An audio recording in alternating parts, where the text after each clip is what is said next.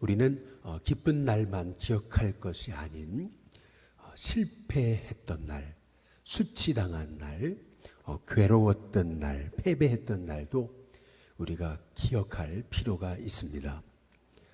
성공을 통해서도 많이 배우지만 실패를 통해서는 실은 더 많이 배우기 때문에 그렇습니다. 우리는 실패를 자꾸 잊고 싶어 하죠. 괴로운 때이기 때문에 그렇습니다. 생각조차 하고 싶지 않아 하는 것이 우리입니다. 그러나 실패를 기억해야 되는 이유는 실패를 기억해야 우리가 실패를 반복하지 않기 때문에 이제 그렇습니다. 또한 실패를 기억함으로 우리는 더욱 성장하게 됩니다. 실패를 기억함을 통해서 우리는 겸손하게 되고 실패를 통해서 실은 우리가 하나님만을 의지하는 하나님의 종이 되기 때문에 우리는 성공한 날만이 아닌 실패한 날을 기억하고 또 기록해서 그것을 우리가 생각할 필요가 있는 것입니다. 오늘 말씀에도 오늘 1절에 보시면 9째 해, 10째 달, 10째 날에 우리 하나님의 말씀이 에스겔에게 임하시거든요. 2절에 인자야 너는 날짜 곧 오늘의 이름을 기록하라 라고 말씀하십니다. 9째 해, 10째 달, 10째 날 바로 그 날을 기억하라 라고 말씀하시는데요. 그날은 어떤 날이냐면은 바벨론 왕이 오늘 예루살렘에 가까이 왔느니라 라고 말씀하십니다. 하나님은 바벨론이 예루살렘을 애워싼 바로 그 날, 그 수치의 날, 그 고난의 날, 그 실패의 날이 되는 그 날을 기록하라고 분명히 말씀하고 있습니다. 우리가 넘어지고 또 실패하는 부분이 어떤 부분인지 우리가 알 필요가 있습니다. 사람은 늘 넘어지는데 넘어지는 거고요. 사람은 늘 실패하는데 실패하는 것입니다. 우리가 모든 부분에서 넘어지는 것이 아니고요. 항상 인간에게는 약점이 있습니다. 넘어지는 부분에 넘어지는 거죠. 하나님이 이스라엘 백성을 깨닫게 하시려고 바벨론이 예루살렘을 포위한 바로 그 날, 그 오늘의 이름을 기록하라고 말씀하고 계십니다. 기록해야 잊지 않습니다. 기록해야 생각해낼 수 있습니다. 기록해야 우리가 이 부분에 자꾸 실패하고 넘어지는 거구나. 사람에게 자꾸 이렇게 인정에 목마른 사람은 사람이 조금 인정해 주지 않아도 마음이 실망스럽고 또 상처가 되고 서운하고 이제 그런 거죠. 늘 넘어지는데 넘어지는 것입니다.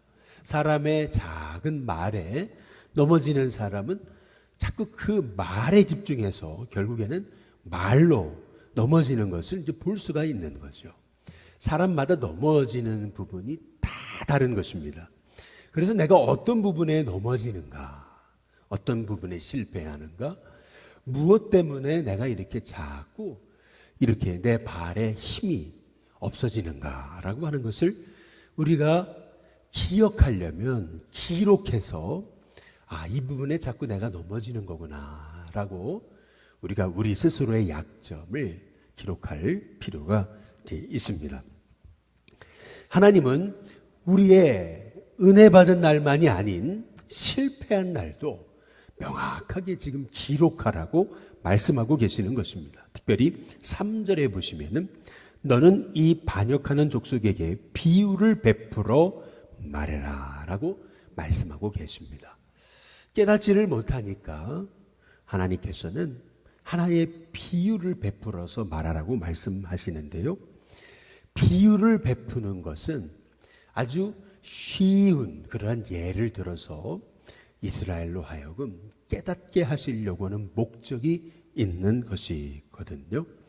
그냥 말로만 한다면은 사람이 쉽게 잊어버리니까 하나의 그 비유를 통해서 어떤 그 사람이 눈으로 볼 수 있는 비전을 통해서 사람으로 하여금 깨닫게 하시려고 하나님이 주신 하나의 그 비유, 그것은 뭐냐면은 가마 하나를 걸어라 라고 이렇게 말씀하고 계십니다.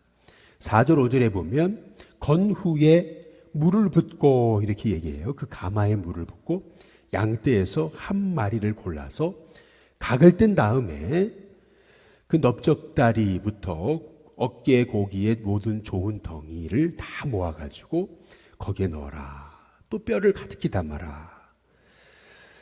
또 그 뼈를 위해서 가마 밑에 이제 나무를 쌓아놓고 잘 삶아라. 그런데 그 속의 뼈가 다 무르도록 삶아라. 라고 이렇게 말씀하고 계시거든요. 근데 오늘 여기 이제 6절부터 보면은 그 가마가 어떤 가마냐면은 녹슨 가마다라고 말합니다. 그 속에 녹을 없이 하지 아니한 가마다 이렇게 말해요. 오늘 여기서 가마를 하나 걸고 거기에 물을 붓고 양을 잡아서 각을 뜬 다음에 모든 좋은 고기와 뼈를 집어넣고 아주 그냥 그 뼈가 다 무르도록 삶아라 라고 말씀하시는데 알고 보니까 그 가마는 녹슨 가마예요. 녹슬었다라고 하는 말씀의 의미는 이 죄를 회개하지 않는 이스라엘 백성을 말하고 있는 겁니다. 가마가 녹이 다 쓸었어요. 물을 붓고 그리고 거기에다가 양을 집어넣고 밑에서 불을 떼면 뗄수록 그 고기는 전혀 먹을 수가 없죠. 녹이 가득하니까 말이죠. 아무리 불을 떼도 그 가마는 녹이 다 쓸었기 때문에 아무리 떼도 녹이 사라지지를 않는 거예요. 결국 하나님께서 녹슨 가마를 통해서 말씀하고 계시는 건 뭐냐면 이스라엘이 사는 길, 그것은 회개하는 길이다 라고 말씀하고 계시는 거예요. 여기 양떼에서 양 한 마리를 골라서 각을 떠라 라고 했을 때 여기 선택된 양, 이 양은 바로 유다, 이스라엘을 말하고 있는 거죠. 하나님이 선택한 백성이 이스라엘이잖아요. 양떼에서부터 많은 양떼에서부터 하나님이 다 골라가지고 택하셔가지고 하나님이 쓰시려고 작정하신 그러한 양이거든요. 그 양을 가마에 집어넣었어요.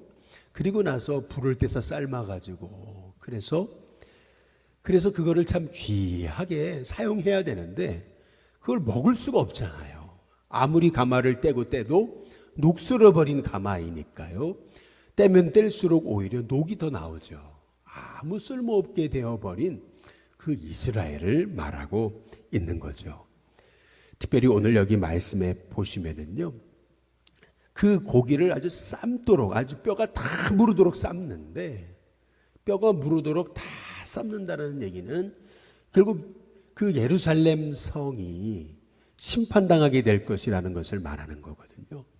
이스라엘 백성이 얼마나 고난당할 것인가라고 그렇게 말씀을 하고 계시는 거예요. 오늘 10절에 한번 보시면은 나무를 많이 쌓고 불을 피워 그 고기를 삶아 녹이고 국물을 졸이고 그 뼈를 태우고 라고 말하거든요. 나중에는 그 가마를 떼가지고 결국에는 국물이 다 쫄아요. 그리고 그 뼈가 다 타버립니다. 계속 떼니까요.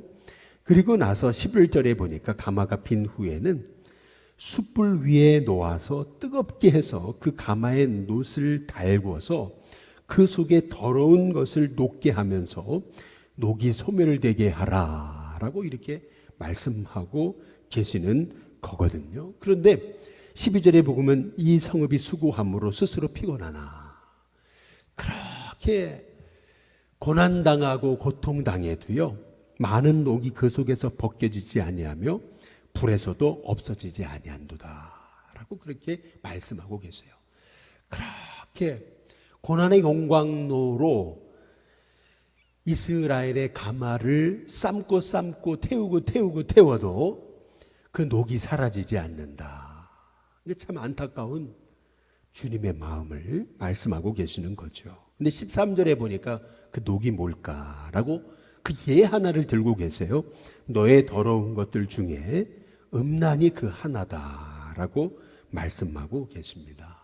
그러면서 하나님이 하시는 말씀은 내가 너를 깨끗하게 하나 내가 깨끗하여지지 아니하니 내가 내게 향한 분노를 풀기 전에는 내 더러움이 다시 깨끗하여지지 아니하리라.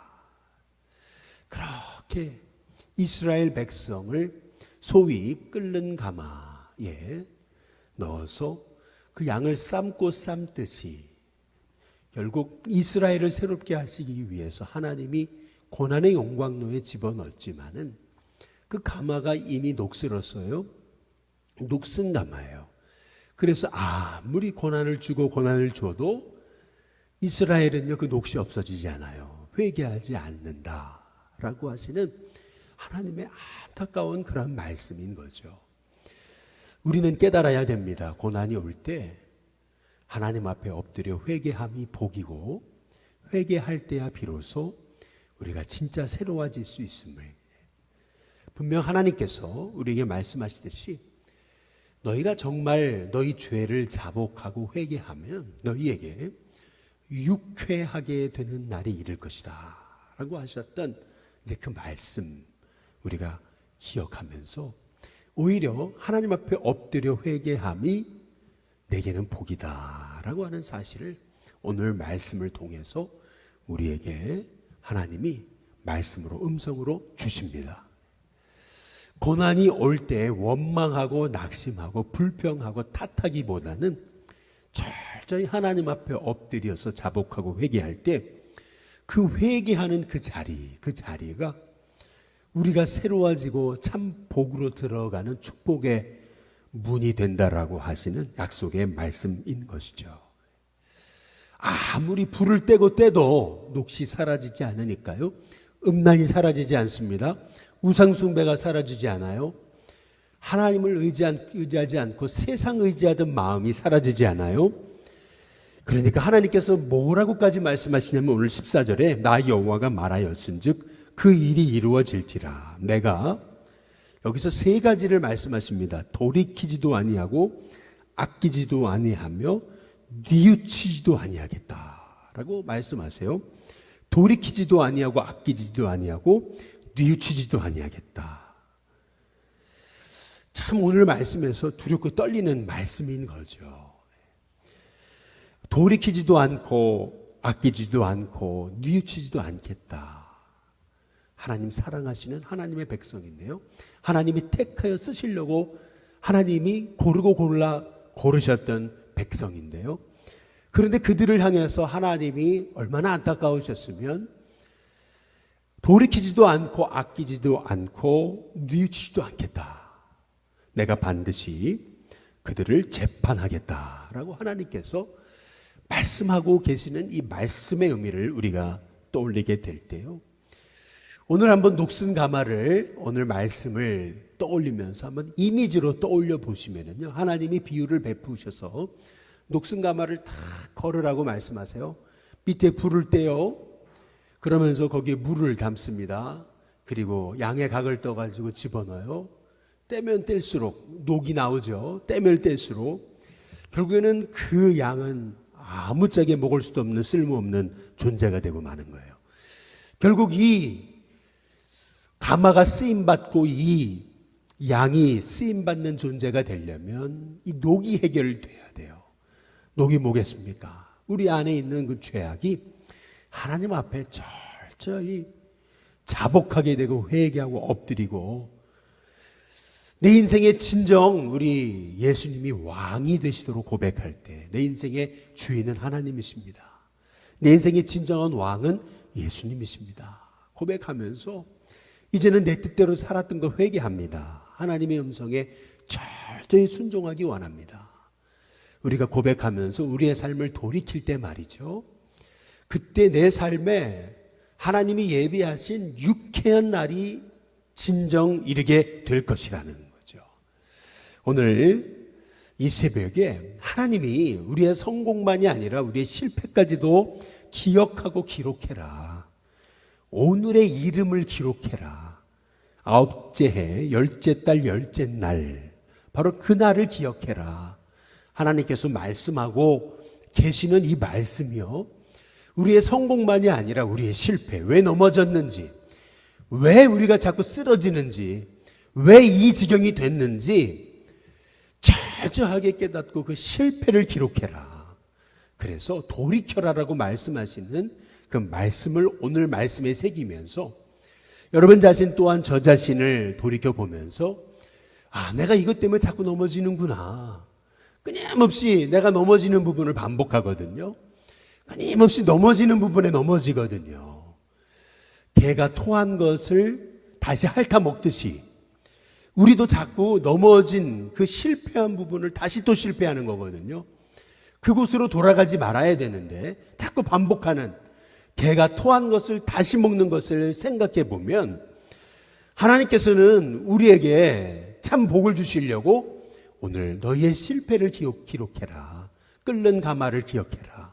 그 녹이 없어지는 그 가마를 기억해라 라고 말씀하시면서 내게 주신 그 음성을 새겨보면서 오늘 이 새벽에 하나님, 성공만이 아닌 실패마저도 하나님, 제가 하나님 앞에 바로 서지 못한 그 죄악의 부분까지도 철저하게 기록하고 기억함을 통해 하나님 앞에 엎드려서 여지껏 내 뜻대로 살려고 했던 모든 건 내려놓고 하나님의 뜻대로 매일 매순간 1분 1초 순종하면서 하나님의 뜻 따라 순종하는 제가 되게 해달라고 기도하며 나아가는 복된 하루 될 수 있게 되기를 주님의 이름으로 축복합니다.